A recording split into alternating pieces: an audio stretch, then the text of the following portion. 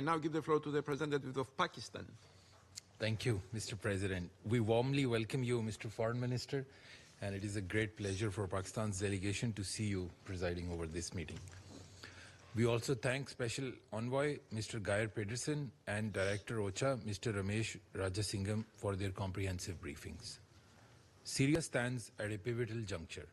Recent developments, including the National Dialogue Conference, the interim constitution, and interim government are important steps towards stability.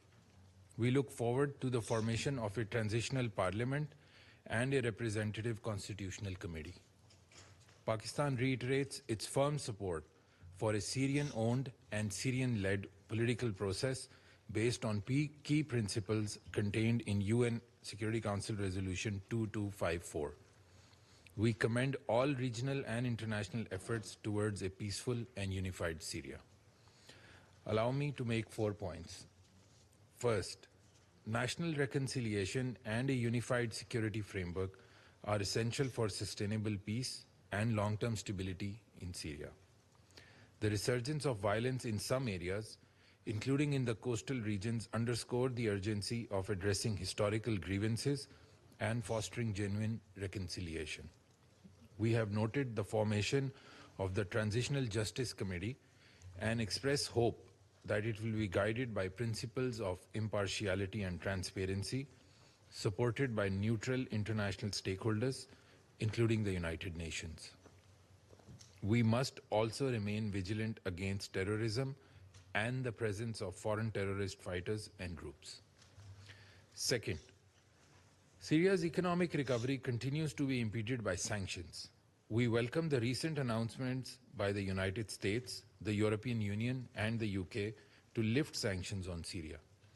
This offers a vital opportunity to restore critical infrastructure, attract foreign investment, and reintegrate Syria into regional and global economies. Third, the humanitarian situation remains grave, as highlighted by OCHA Director Rajasingham. Over 16 million people are in need, most in poverty and food insecure. Yet, funding remains insufficient. As Syrians begin returning to their communities, these needs will only grow. The international community must ensure predictable, sustained, and depoliticized humanitarian assistance. Fourth, Syria's sovereignty and territorial integrity must be fully respected. Israel's continued military actions are a blatant violation of international law, the UN Charter, and the 1974 Disengagement Agreement, threatening regional peace and security. These violations must end, including in the Golan Heights and areas of separation. Mr. President, after over a decade of suffering, the people of Syria deserve peace, stability, and the chance to rebuild their lives. This moment demands collective resolve in support of a Syrian-owned and Syrian-led political process grounded in sovereignty, unity, and respect for national institutions. Stabilization and reconstruction must be supported through safe and voluntary returns, economic revitalization and regional integration in accordance with international law and the principles of the UN Charter. In this effort, Pakistan stands with the Syrian people in their pursuit of peace, prosperity, and dignity. I thank you very much.